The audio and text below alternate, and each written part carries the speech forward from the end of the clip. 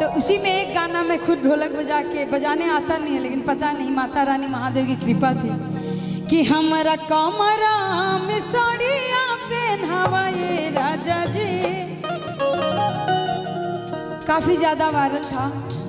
हम तो समझे थे कि भोजपुरी तक ही ये गाना सीमित रहेगा, नहीं, लेकिन नहीं, बॉलीवुड के भी बहुत सारे लोग हमारे इस गाने पे रील्स बनाए थे कि हमारा कमरा में साड़िया पहनावा ये राजा जी,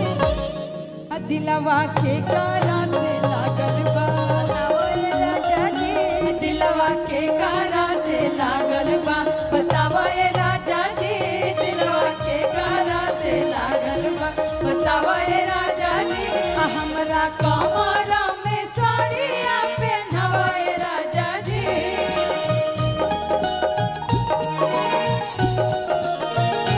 हमरा कमरा में साड़िया पहनावा ये राजा जी, दिलवा के कारा से लागल बा, बतावा ये राजा जी, दिलवा के कारा से लागल बा, बतावा ये राजा जी, दिलवा के कारा से लागल बा। यही में मनोज भी अपनी धर्मपत्नी को भी लाए हैं, और हाँ पता है भैया परिचय कराए थे। तो देखिए जब भैया काम से बाहर जाते हैं भाभी को छोड़ के, तो भाभी बोलती हैं कि काहे कि जइबो सैया दिली हो, अजिला मुजफ्फरपुर में ही, समस्तीपुर में, लेकिन रहते तो मुजफ्फरपुर में ही है ना। अच्छा, कि काहे कि जइबो सैया दिली हो,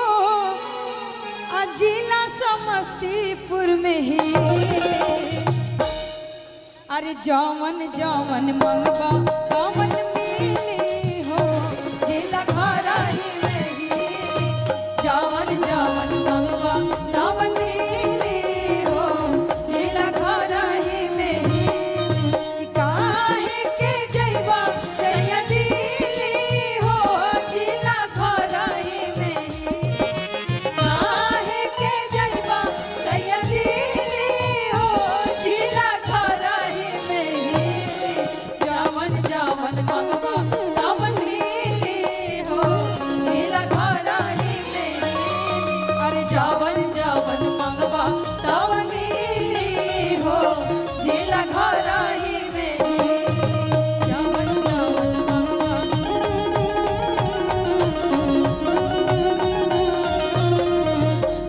लेकिन यही में गावल जला कि पेन्हले बाड़ जीन्स पाए, पेन्हले बाड़ जीन्स पाए, कमर कसाइल बा, बोलाए राजा जी,